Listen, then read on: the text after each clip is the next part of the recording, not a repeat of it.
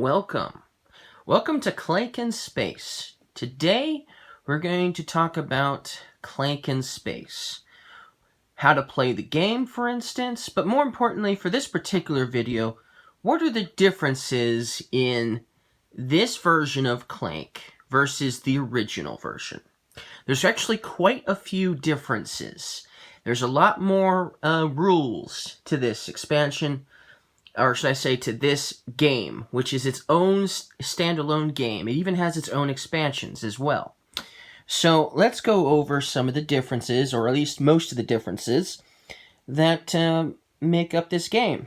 First of all, I really like the player tokens.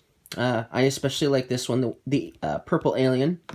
But then there's this orange robot. And then the white player gets looks like he has like a laser gun. And the blue player gets a laser sword. So I kind of like that they each are all different in their different colors. I especially, like I said, like the purple alien. Then there are these power crystals here. Those are really fascinating. The original Clank did not have power crystals. Although I never played any of the expansions, so I don't know if they had anything similar. But the original did not. Now, each player in their color is going to get two of these types of cubes here. They are obviously different because here's that and here's yours. So these are the cubes that act as Clank that will go into the bag and damage your health. And as you can see, this is completely different from this, even though it's technically supposedly the same color. Now, these are actually data cubes, and they are definitely going to be needed, and we'll go over why that is later. First of all, I wanted to mention some of the normal cards that you start with. The original had a goblin that you could always fight, and so this one, Gob, basically with a 0 in the middle with L1N, is the normal opponent that you can normally fight, because they're just everywhere, after all, just like the original. Now, there is a difference between this one and the Goblin, but only if Lord Eradicus himself shows up. So, you can actually fight the boss. Unlike in the original, which was a dragon, you couldn't fight the boss. He was just, a thorn in your side, basically, doing damage to you, but you could never fight back. Now, in this one, you can defeat Lord Eradicus, but you don't defeat him. He just, gets knocked out for a short period of time, and then he's back to attacking you again with the bag, obviously. But once you defeat him, not only will you anger him greatly, because the rage track will move up a space, but also you'll flip over Gob L1N. And so we'll flip it over. And here we have the Eradibot. And so instead of getting to defeat the original, which only required 2 swords, to defeat this one, you have to have 3 swords to defeat him. But you also get 3 credits instead of 1 credit for defeating the Eradibot, which is pretty cool. I like that a lot. That's a lot cooler. But that's only if he shows up and you decide to defeat him. So that's only. So that's kind of cool. I like that a lot. And obviously, the 3 easy starting cards are basically all the same. For 3 money, you can get Boldly Go. For 2, you can get a Phaser. And for 7, you can get the Memory Core. And obviously, the Memory Core just gave you victory points. But the Phaser was definitely nice to get. Sometimes you would have an adventure row, and it wouldn't have any cards on there that would have swords anyway. So you definitely would want to get this so you could fight any enemies that you come across. And then you would most likely get a few of these and a few of these, so you could move multiple times in a turn instead of just obviously one with Boldly Go. So, I like those a lot. Boldly Go is definitely pretty cool as a boot. So that's pretty cool. I like that a lot. What else? What else is so fascinating about this expansion that makes it different? Well, for one thing, on the board, you'll notice that we have a special little thing here with a person and a line between him. That indicates a force field. So there's a force field here.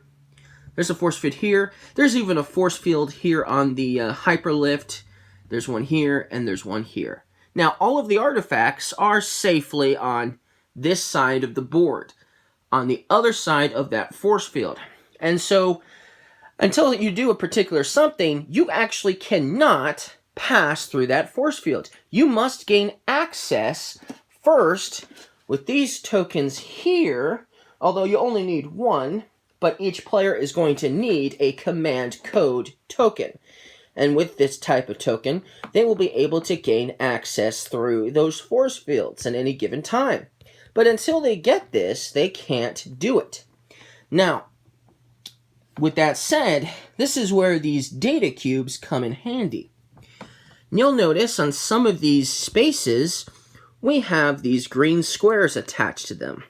This one says 2 credits. This one actually says if you do this one, you'll get hurt. You'll lose health, or you'll add a clank to your health meter or health bar. And there's even some over here that have hearts on them, so you'll actually gain health if you do one of those data ports, and that's what they're called, data ports. So you actually have to go to one of these data ports, your choice, but you have to go to it and then hack into it, basically.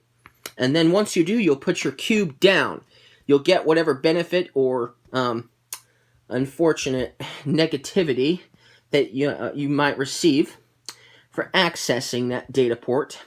But then once you do that, you can't just go, oh, okay, well, I'll go over here and do this one. Yeah, I'll get it damaged, but I'll be able to instantly go to that area. No. So these sections here of the board are actually separated into modules or sections. And we have the cargo bay over here. That's a module. We have the Doomsday Cannon over here. That's a module. We have the Med Lab. It even says it right there. Med Lab module over here. This is Hydroponics over here. And the command module is where the artifacts are. Now, in order to get through the force field, you have to activate, or should I say hack into 2 different data ports in 2 different modules. So if you do it here, you can't do another one here. You'd have to either go here or to Hydroponics and activate one of those. So you're going to do some crisscrossing a little bit before you can even access the command module. So that's different. In the original Clank, you would just head straight, take the fastest path to where those artifacts were, and then make a hasty getaway. And so in this one, you have to do some maneuvering. And here's another thing. Once you put your cube down to indicate that you've hacked into that, another player cannot come around and then put his cube here as well. He cannot activate the same data port as you. And so if you're playing with lots of players, if you're playing with 4 players, that could become a problem. You could be going down the same path and your opponent will beat you to it, and now you'll have to go somewhere else.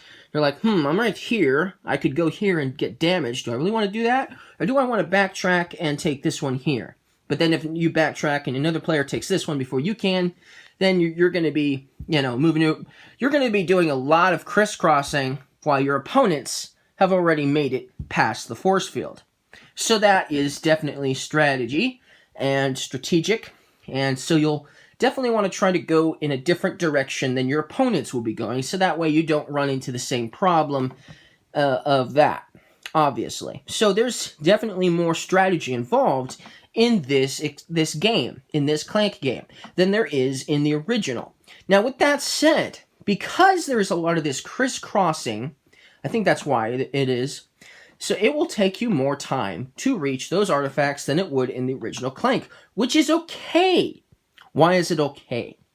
Well, in the original Clank, you might remember that a player could easily just take the first artifact he, could get closest to, and then he would make a hasty retreat back to the exit. He would take his token that would give him 20 extra victory points, and then he would actually have a spaces tract that he would follow on each of his turns, where he would, take out some cubes to attack the other players who are still in the dungeon. Obviously, this is a spaceship, but he would do that, and then once that player reached the end of that spaces tract, then the game would be instantly over, and any player still in the dungeon would be knocked out. They would lose if they weren't at least in the safe zone.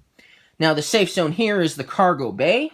So if you're over here, that's not the cargo bay. If you're over here, I don't know if that actually acts as the cargo bay. We'll say it is because that's where the escape pod is. But the way you put this together, this section here is actually part of this. It's not part of the cargo bay, but I suppose it still acts as part of the cargo bay module anyways, because it is only technically